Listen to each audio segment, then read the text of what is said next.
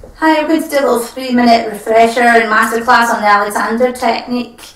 The principles of it, remember, just thinking about it, it's being more aware about your body. There's a term for it called proprioception. The more that you can feel more aware of your body, you'll notice if there's any tension residing there. If you can let go of any of the tension that's unnecessary, it will help in an indirect way to improve your singing because you have more energy at your disposal.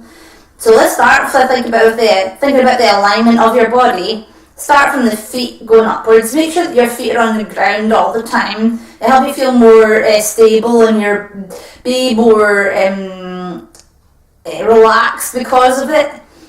And then making sure as you're going up a little bit, making sure your knees are unlocked. If you're ever not sure, just bob up and down a little bit to freedom. I used to be really bad for locking my knees all the time. But being more aware of what I do with my body is not a problem anymore. And then look over your shoulder and think about your ankle and your knee, your hip and your shoulder and your ear should all roughly be in a straight line.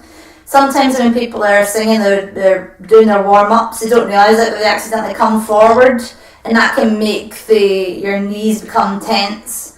And also as well, if they're thinking about if the breathing in the wrong way, sometimes your shoulders can be really tight and then you don't realise it, but you've created a big curve in the bottom of your back. If you don't sort that out after a while, it's going to be quite uncomfortable and maybe even painful.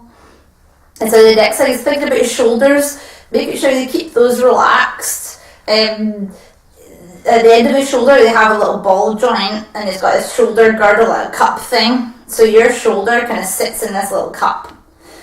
Sometimes if you deliberately tense your shoulders and then let them go a couple times, you can feel them kind of nestling into the shoulder girdle. And the last thing is your head, making sure that it doesn't matter what you're singing, the head doesn't move, it doesn't go up for the high notes, it doesn't come down for the low notes. Use your earlobes as a guide.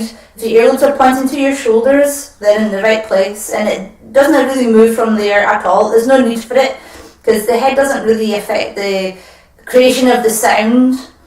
Another thing that's really good for being more aware of what you do with your body is just stand really still. Start with like 30 seconds or a minute and build it up. I used to be a live model, so I used to be able to stay completely still for up to half an hour. It's actually really good for just helping you feel you're more aware about what your body's doing at any one time. Thanks guys, I hope that helped.